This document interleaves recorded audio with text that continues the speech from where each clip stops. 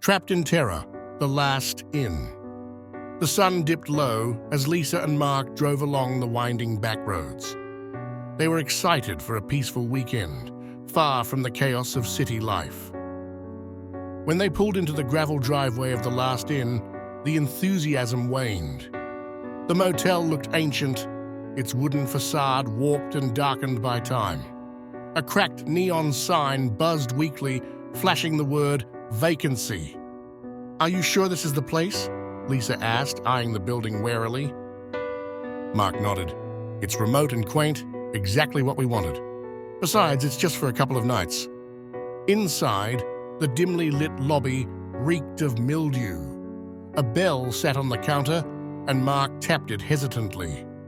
From the shadows emerged a hunched man with a gaunt face, sunken eyes, and a grin that seemed more predatory than welcoming. "Welcome to The Last Inn," the man rasped. His name tag read Henry. "Room 216 is ready for you." The couple exchanged uneasy glances but accepted the key. The room was cleaner than they expected but eerily outdated. A single painting, a forest scene, hung crookedly on the wall. The window overlooked the dense woods, and the silence was suffocating.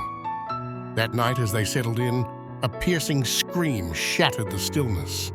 Lisa bolted upright in bed. "Did you hear that?" she whispered. Mark nodded, his face pale. "Maybe an animal?" The screams came again, closer this time, followed by a low, guttural groan. Lisa clutched Mark's arm. "Let's leave," she urged. But when Mark tried to open the door, it wouldn't budge. The bolt wasn't just locked, it was jammed, as if welded shut. Mark banged on the door. "Hey, is someone out there?" Silence. Then, faintly, the sound of footsteps, heavy and deliberate, echoed down the hallway. The couple huddled together, dread thick in the air. Hours passed, and sleep was impossible. The screams came and went, sometimes sounding like they were right outside the door. By dawn, they resolved to break the window, but it wouldn't crack, no matter how hard they tried. Trapped and desperate, they tried to call for help, but their phones had no signal. On the third night, the noises intensified, thudding, scratching, and whispers that seemed to come from the walls themselves. "This isn't right," Lisa said, tears streaming down her face. The lights flickered, and a new sound emerged, a faint humming. Mark pressed his ear to the wall and recoiled. It's Henry.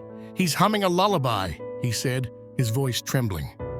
Suddenly the room went pitch black. The door creaked open slowly, and shadowy figures loomed in the hallway. The couple screamed as the figures closed in. The next morning, the room was empty. The bed was neatly made, and their luggage was gone. Days later, Lisa's sister called the motel demanding answers. Henry answered with a polite tone, claiming the couple had checked out. "But we haven't heard from them," she cried. "I know they stayed in room 216. Henry's voice dropped. "Room 216? Hold, please."